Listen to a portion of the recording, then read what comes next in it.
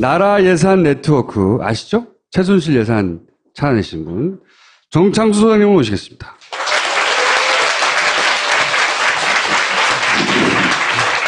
참여연대 김용원 간사님 모시겠습니다. 2008년에 김영철 변호사가 삼성의 차명 계좌를 찾아냈죠. 4조가 넘어요. 그 돈은 생각해보면 삼성의 비자금이 거의 틀림없어요.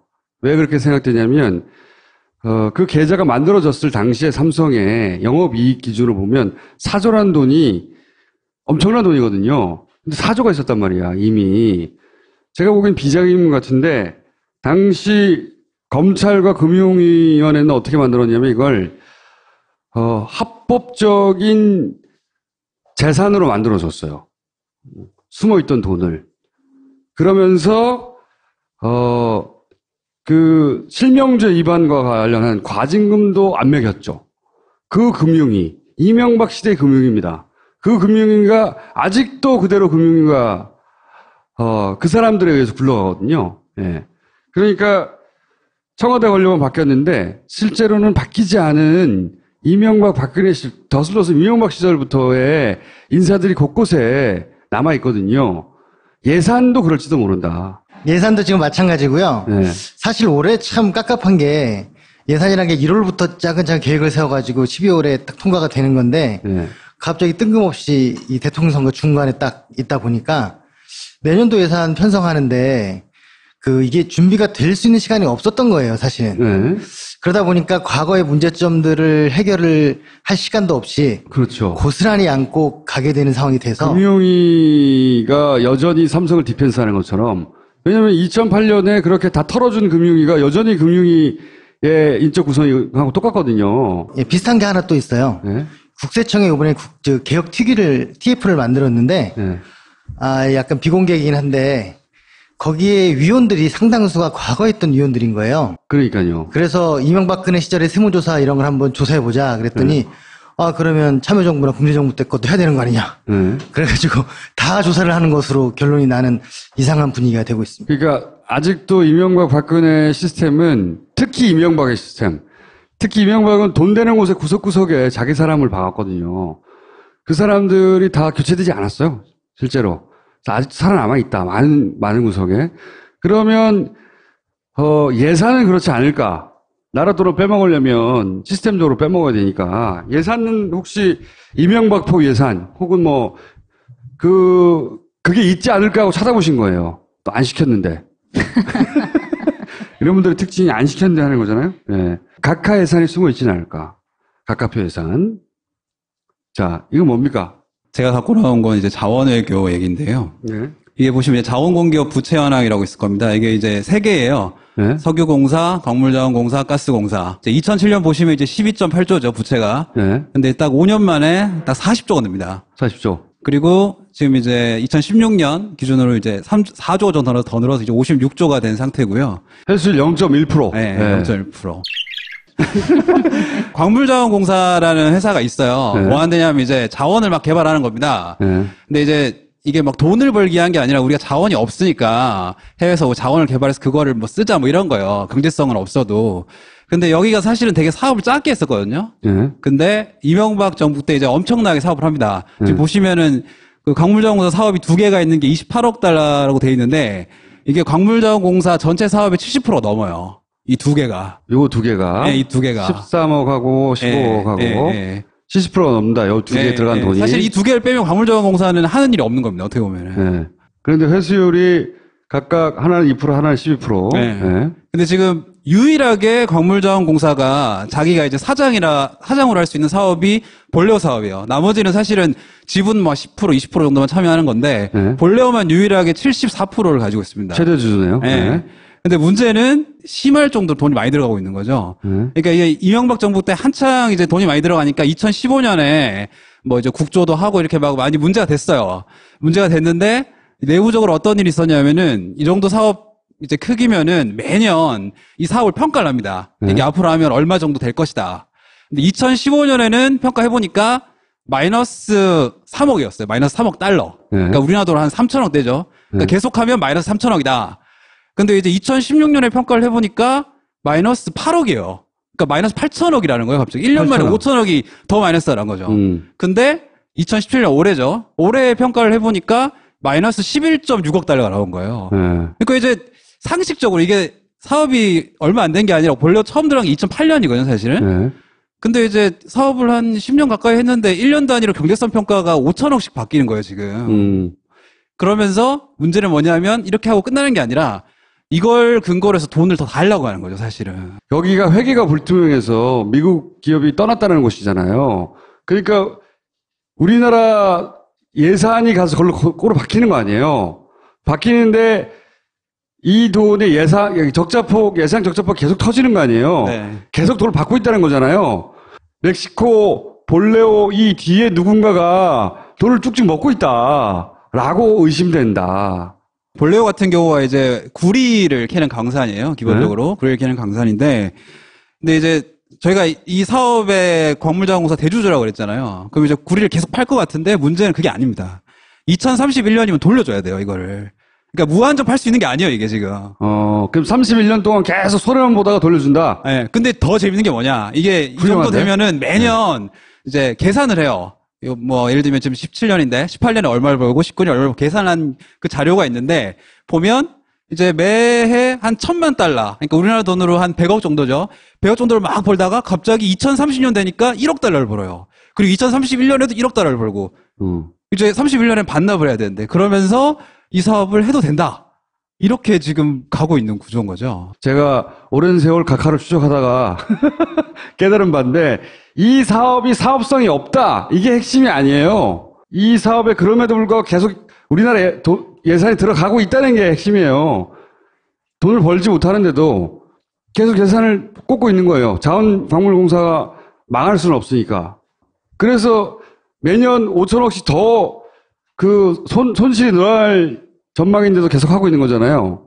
그 빨대를 아주 튼튼한 거 꽂아놓은 거죠. 지금이라도 어쨌든 계속 돈이 들어가는 거니까 그 예산을 좀 꼼꼼히 따져서 들어가지 말아야 될 돈은 안 들어가는 방식으로 하면 좀 예산이 줄어들 수도 있을 것 같은데 혹시 그런 거는 가능성이 없는 건가요? 근데 이제 그걸 하려면 멕시코로 가야 됩니다, 사실. 이 회사를 다 털어서 장악해야 되는 거죠, 사실은. 네. 제가 보기에는 철저하게 다 장악해야 되는 건데 미국도 그거 해보려다가 안 돼서 떠난 거예요. 볼레오에 원래 있던 기업이 이제 바하 마이닝이라는 데인데요. 거기가 이제 캐나다 기업입니다, 사실은. 캐나다 기업이고, 이제 캐나다 기업이 원래는 이제 사업을 하다가 처음에는 이제 지분을 한 10% 정도밖에 안 들어갔어요, 원래 2008년에는. 근데 2012년에 그 바하 마이닝이란 캐나다 회사가 이제 못하겠다고 한 거예요, 솔직히. 그러면서 이제 캐나다. 인수를 한 거거든요, 공사가, 사실은. 또 캐나다네. 캐나다에서 카카가 많은 일을 했거든요. 그러니까 지난번 최순실 사태 때 말씀드린 것처럼 예산을 만약에 사적으로 취득하려면 가장 좋은 방법이 산하기관이나 해외에 보내는 거거든요. 그렇죠. 정산이 안 돼 있어요. 이 기자님 말씀하신 것처럼 꼼꼼하게 따지려고 해도 뭐 자료가 있어야 따질 거 아닙니까? 그러니까요. 예. 그 최순실 예산 중에 왜 해외문화홍보원 그때 말씀드렸었는데 예. 1년에 3천억을 쓰는 기관인데 저희가 국회의원들을 동원해서 결산지를 내놔라. 10번을 넘게 했는데 결론은 실토하는 것이 저희 한 번도 결산자료를 모은 적이 없습니다. 그렇게 해서 계속 투자되고 있는 돈들. 근데 이제 제가 이제 아까 말씀드렸던 그 볼레오가 광물공사잖아요. 그 광물공사 예산 보시면 이제 117억이라고 되어 있습니다. 2018년에. 지금 이제 내년 예산을 심사하니까. 근데 이제 아까 돈이 좀 많이 들어간다 그랬잖아요. 아까 볼레오 같은 경우는 지금 내년에 한 1,000억 정도가 필요한 상태예요, 사실. 예. 근데 이제 지금 117억만 올려달라고 하면 좀 뭐가 안 맞잖아요, 사실. 예. 이게 왜 그러냐면 광물자원공사는 법으로 정해져 있습니다. 정부가 줄 수 있는 돈이. 예. 2조 원으로 정해져 있어요. 근데 지금 그게 1조 9천 뭐 800 몇 억까지 찬 거예요, 이미. 이미. 그러니까 더 줄 수 있는 건 117억밖에 안 되는 거예요, 사실은. 네. 근데 그럼 이제 광물자원공사 입장에서는 자기들이 이제 이러면 돈을 더 못 받으니까 이렇게 해서 지금 이제 국회에 발의가 돼 있습니다. 개정안이. 자본금을 2조에서 4조로 늘리는. 야, 이거 누가 발의했어요? 누가 발의한 건가요, 진짜? 네, 여당이시고요. 네. 네. 지역구와 문제가 좀 있고. 지역구에 좀 문제가 있어. 아니, 근데 이제 저는 사실은 네. 산자위에서 이제 자원외교를 본격적으로 다룰 거예요. 네. 그 이제 광물자원공사 사장이셨던 분이랑 석유공사 사장이셨던 분이 두 분이 이제 증인으로 나옵니다. 근데 이제 그 두 분이 스토리를 좀 말씀드리면 검찰에 둘 다 이제 고발을 받아서 수사를 했는데 현재 2심까지 무죄예요. 네. 무죄의 요지는 뭐냐? 경영상 판단이다. 이거 투자 실패했다는 거죠. 일부러 사기를 친 게 아니라 자기들은 정상적인 판단을 해서 투자했는데 뭐 실패할 수도 있지 않냐 사업이 이런 요지죠 말하자면. 이제 6월 말에 제가 이제 유일하게 사실 자원외교에 대한 보고서가 아무것도 없어요. 6월 말에 이제 보고서를 하나 냈습니다. 그리고 보고서를 내고 기사화는 아무도 안 냈고요. 네. 근데 2명이 저를 찾아왔습니다. 누가 찾아왔냐면 광물자원공사 관계자랑 네. 석유공사 관계자가 저를 찾아왔어요. 네. 당사자들만 찾아왔네요. 네. 전화 가가지고 잠깐 볼 수 있겠냐고 그러더라고요. 네. 그래서 좀 얘기를 좀 했는데 정말 물어봤어요, 제가. 뭐 없냐고, 솔직히. 진짜. 그러니까 털고 가야 되지 않겠냐 이렇게 얘기를 했는데 그분들의 공통된 말씀이 뭐였냐면 자기들도 그 의사결정에 관여한 사람이 없다는 거예요. 여기는 정말로 극소수만 했다는 거예요. 그 결정에 대해서. 그러니까는 그 말을 바꿔 말하면 아까 말씀드렸던 그 사장님들은 진실을 알고 계시겠죠, 사실. 원래 석유공사 사장님도 예를 들어 차경환 당시 장관이 하라고 해서 했다 투자 이런 말을 했다가 뒤집죠. 검찰에 가서 자기가 즉시 판단한 거라고. 잡아야 돼. 아직도 빨아먹고 있다고 봅니다. 저는 예산을. 광물공사 같은 경우는 31년까지 끝이라고 그랬잖아요. 예. 운전이 끝나고 나서 복구 비용도 우리가 내야 된답니다. 아, 복구 비용이요? 멕시코 정부에다가 이제 환경을 감안해서 복구를 해서 줘야 돼요, 광산을. 손해는 국가가 다 입은 거고요. 이익은 그럼 누군가 가져간 거예요. 그 이익을 누가 가져갔겠어. 아, 꼭 보내드려야 되는데. 예? 그러니까 다 쓰라고 계속 물어보세요. 이게 너무 복잡하기 때문에 다 말하기 힘들잖아. 그냥 다 쓰는 누구 겁니까? 물어봐요. 거기 다 상징적인 말이니까 다 쓰는 누구 겁니까? 각하를 그냥 보내드릴 수는 없어요. 이대로. 박수 부탁드립니다. 네. 다리가 보이질 않았다고 이렇게 탕! 저기 아빠 총구로 백발백중이지. 가자 보여줄게. 한 곳에서 다 즐겨라. 레전드 스포츠 히어로즈. 괜찮아요, 아빠. 스스로 만들어가는 웹 내 사이트는 여기에 디자인부터 제작까지 가능해 바로 여기에 어렵지 않지 웹 디자인 웹 내가 만드는 반응형 웹사이트 쇼핑의 글로벌 버전까지 아이맵에서 아이맵 가지고 12월에 딱 통과가 되는 건데 네. 갑자기 뜬금없이 이 대통령 선거 중간에 딱 있다 보니까 내년도 예산 편성하는데 이게 준비가 될 수 있는 시간이 없었던 거예요, 사실은. 네. 그러다 보니까 과거의 문제점들을 해결을 할 시간도 없이 그렇죠. 고스란히 안고 가게 되는 상황이 돼서 금융위가 여전히 삼성을 디펜스하는 것처럼 왜냐하면 2008년에 그렇게 다 털어준 금융위가 여전히 금융위의 인적 구성하고 똑같거든요. 예, 비슷한 게 하나 또 있어요. 네. 국세청이 이번에 개혁 TF를 만들었는데 네. 약간 비공개이긴 한데 거기에 위원들이 상당수가 과거에 있던 위원들인 거예요. 그러니까요. 그래서 이명박근혜 시절에 세무조사 이런 걸 한번 조사해보자 그랬더니 그러면 참여정부나 국민정부 때 네. 이게 보시면 이제 자원공기업 부채 현황이라고 있을 겁니다. 이게 이제 3개예요. 네. 석유공사, 광물자원공사, 가스공사. 2007년 보시면 이제 12.8조죠, 부채가. 네. 근데 딱 5년 만에 딱 40조가 됩니다. 40조. 그리고 지금 이제 2016년 기준으로 이제 4조 더 늘어서 이제 56조가 된 상태고요. 횟수율 0.1%. 네, 0.1%. 광물자원공사라는 회사가 있어요. 네. 뭐 하느냐면 이제 자원을 막 개발하는 겁니다. 네. 근데 이제 이게 막 돈을 벌기 위한 게 아니라 우리가 자원이 없으니까 해외에서 자원을 개발해서 그거를 뭐 쓰자 뭐 이런 거예요. 경제성은 없어도. 근데 여기가 사실은 되게 사업을 작게 했었거든요. 네. 근데 이명박 정부 때 이제 엄청나게 사업을 합니다. 지금 네. 보시면은 그 광물자원공사 사업이 2개가 있는 게 28억 달러. 과 금융위원회는 어떻게 만들었냐면 이걸 합법적인 재산으로 만들어줬어요. 숨어있던 돈을. 그러면서 그 실명제 위반과 관련한 과징금도 안 매겼죠. 그 금융위, 이명박 시대 금융위입니다. 그 금융위가 아직도 그대로 금융위가 그 사람들에 의해서 굴러가거든요. 예. 그러니까 청와대 권력은 바뀌었는데 실제로는 바뀌지 않은 이명박 박근혜 더슬러서 이명박 시절부터의 인사들이 곳곳에 남아 있거든요. 예산도 그럴지도 모른다. 예산도 지금 마찬가지고요. 네. 사실 올해 참 깝깝한 게 예산이라는 게 1월부터 차근차근 계획을 세워가지고 해야 되는 거 아니냐. 네. 그래가지고 다 조사를 하는 것으로 결론이 나는 이상한 분위기가 되고 있습니다. 그러니까 아직도 이명박 박근혜 시스템은 특히 이명박의 시스템 특히 이명박은 돈 되는 곳에 구석구석에 자기 사람을 박았거든요. 그 사람들이 다 교체되지 않았어요. 실제로.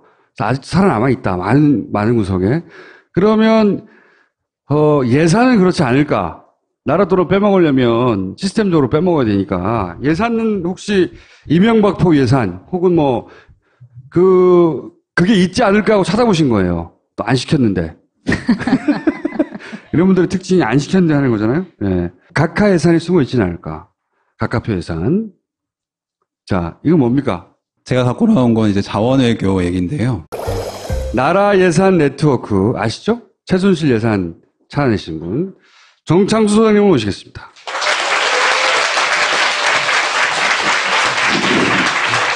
참여연대 김용원 간사님 모시겠습니다.